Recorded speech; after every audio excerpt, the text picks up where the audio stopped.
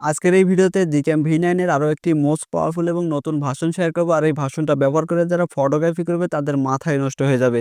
এই মুহূর্তে আমার স্ক্রিনে যে ফটোগ্রাফিগুলো আপনারা দেখতে পাচ্ছেন, আমি লাইভ প্রুফ যে ফটোগ্রাফিগুলো করেছি, এই সেম টু সেম ফটোগ্রাফিগুলো আপনারা করতে পারবেন আজকের এই নতুন জিক্যামটা ব্যবহার করার মাধ্যমে। সো গাইস, কিভাবে নতুন এই জিক্যামটা আপনার ফোনে আপনি ডাউনলোড করবেন এবং সেটআপ করে ফটোগ্রাফি করবেন তার সম্পূর্ণ প্রসেসটা আমি আপনাদের দেখিয়ে দেবো। আশা করি ভিডিওটা ভালো লাগবে। ভিডিওতে একটা লাইক করবেন, না চ্যানেলটি যদি সাবস্ক্রাইব করা না থাকে সাবস্ক্রাইব করে দেবেন। চলুন আজকের এই মূল ভিডিওতে চলে যাই। সো মূল ভিডিওতে চলে যাওয়ার আগে আজকের এই ভিডিও ডেসক্রিপশন বক্স চেক করবেন, সেখানে এই ক্যামেরা অ্যাপ এবং কনফিগ ফাইলের লিঙ্ক দেওয়া থাকবে, আপনারা সেখান থেকে ডাউনলোড করে নেবেন।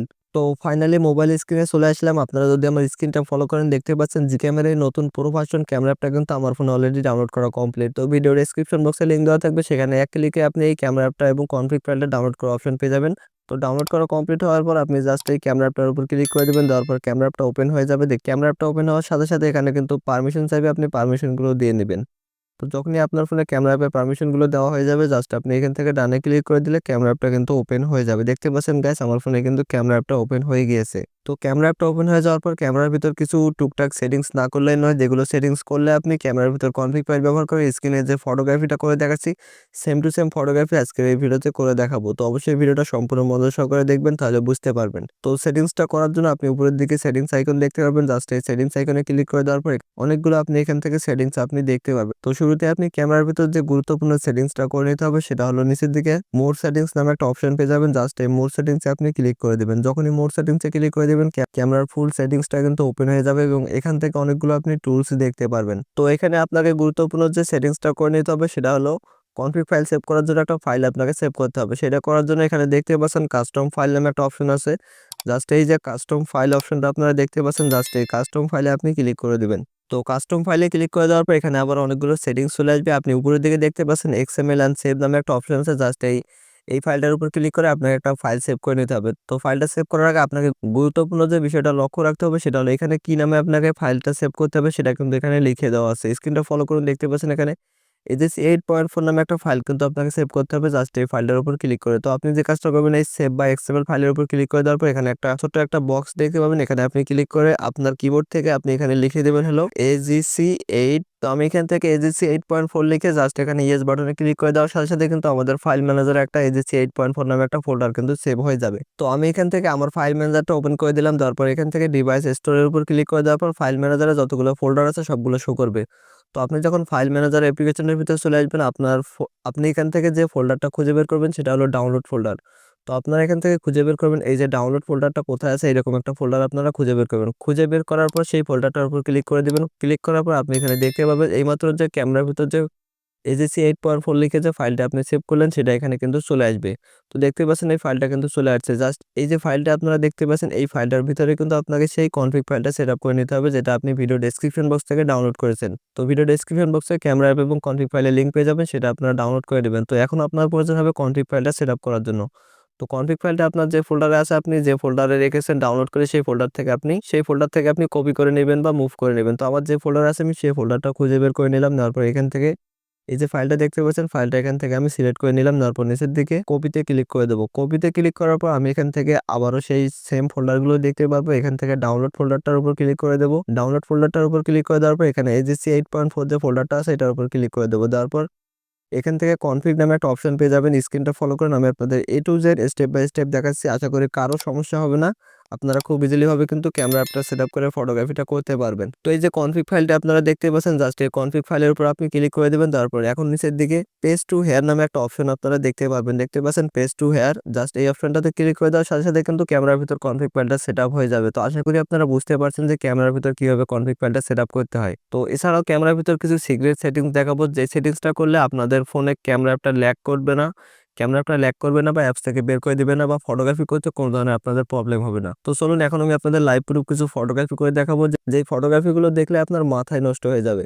তো এখন আমি জিক্যামের যে নতুন প্রো ভার্সন ক্যামেরা অ্যাপটা আছে এটা এখান থেকে ওপেন করে দিলাম। ক্যামেরা অ্যাপটা ওপেন হয়ে যাওয়ার পর ক্যামেরা অ্যাপটার ভিতর অনেকগুলো সেটিংস অ্যান্ড টুলস আপনি দেখতে পারবেন। তো এখন আমাদের যে কাজটা করতে হবে, ক্যামেরার ভিতর আমাদের ফটোগ্রাফি করার জন্য ক্যামেরার ভিতর কনফিগ ফাইলটা নিয়ে আসতে হবে। তো সেটা নেওয়ার জন্য উপরের দিকে সেটিংস আইকনে ক্লিক করবো। সেটিংসে ক্লিক করার পর এখান থেকে দেখতে পাচ্ছেন অনেকগুলো টুলস আছে।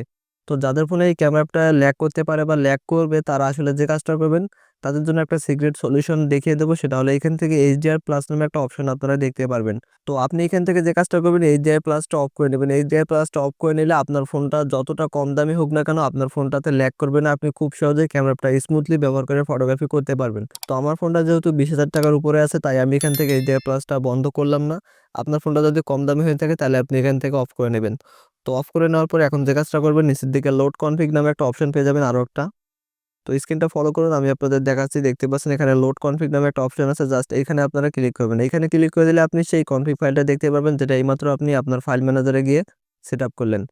তো এখন আপনি যে কাজটা করবেন, এই যে কনফিগ ফাইলটা দেখতে পাচ্ছেন এই কনফিগ ফাইলের উপর ক্লিক করে দিবেন। কনফিগ ফাইলে ক্লিক করার পর এখানে লোড লেখা চলে আসবে, আপনি লোডে ক্লিক করে দিবেন। লোডে ক্লিক করার পর ক্যামেরাটা বন্ধ হয়ে ওপেন হয়ে যাবে, দেখতে পাচ্ছেন। এখন কনফিগ ফাইলগুলো দেখার জন্য উপরের দিকে এখান থেকে অনেকগুলো টুলস পেয়ে যাবেন। আপনি এখান থেকে এম এর সাথে গ্যালারি 5 নামে একটা অপশন দেখতে পাবেন, জাস্ট এখানে ক্লিক করে দিবেন। এখানে যখনই আপনি ক্লিক করে দিবেন এই যে অপশনটা আপনারা দেখতে পাচ্ছেন এইখানে আপনারা ক্লিক করে দিবেন। এইখানে ক্লিক করে দিলে এতগুলো ইন্টারফেস আপনি পেয়ে যাবেন। তো এখন যদি আপনারা আমার মোবাইল স্ক্রিনটা ফলো করেন তাহলে দেখতে পাচ্ছেন এখানে কতগুলো কনফিগ ফাইল কিন্তু চলে আসছে ফটোগ্রাফি করার জন্য। শুরুতেই দেখতে পাচ্ছেন moonlight, super night, sunset natural, macro lens, S K Y blue, DSLR max, এসকুয়া S K Y, HD colour, green park, red apple, pixel colour, black style সহ অন্যান্য কনফিগ ফাইল কিন্তু এখানে চলে আসছে। তো এখন আপনারা যে কাজটা করবেন, এখান থেকে আপনার যে কনফিগ ফাইলটা ভালো লাগে আপনি সেটা এখান থেকে সিলেক্ট করে ফটোগ্রাফি করবেন। আমি এখান থেকে আকাশের কিছু ন্যাচারালি ফটোগ্রাফি করে আপনাদের দেখাবো যেগুলো দেখে আপনার মাথায় নষ্ট হয়ে যাবে। সেটা করার জন্য আমি এখান থেকে যে কনফিগ ফাইলটা ব্যবহার করবো সেটা হলো এসকেওয়াই ব্লু। জাস্ট এই এসকেওয়াই ব্লু ফাইলটা আমি সিলেক্ট করে দিলাম, দেওয়ার পরে ক্যামেরাটা অটোমেটিক বন্ধ হয়ে ওপেন হয়ে যাবে। আমার স্ক্রিনটা ফলো করুন, পিছনে যে ব্যাকগ্রাউন্ডটা আপনারা দেখতে পাচ্ছেন আমি লাইভ প্রুফ কিন্তু ফটোগ্রাফি করে আপনাদের এখন দেখাবো, তাহলে আপনারা বুঝতে পারবেন যে কতটা ক্লিয়ার এবং শার্পনেস আপনারা ফটোগ্রাফিগুলো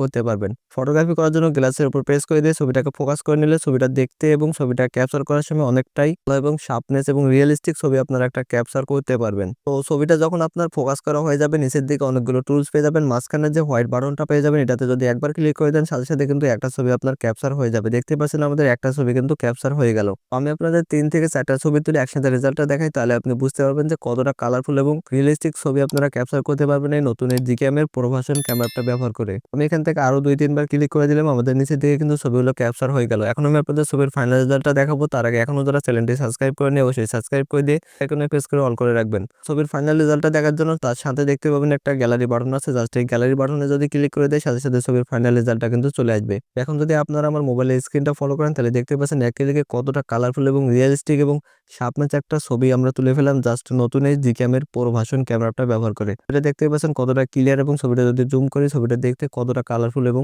প্রফেশনাল লেভেলে একটা ছবি লাগতেছে। মনে হচ্ছে দামি কোনো ক্যামেরা দিয়ে যেমন ছবি ক্যাপচার করে ঠিক এরকম একটা ছবি ক্যাপচার করে ফেললাম। এই ধরনের ছবি যদি আপনি আপনার বন্ধু বা বান্ধবীকে দেখান তাহলে কিন্তু সে অবাক হয়ে যাবে এবং আপনাকে বলতে বাধ্য হবে, ভাই তুমি এত সুন্দর ছবিগুলো কিভাবে ক্যাপচার করে থাকো।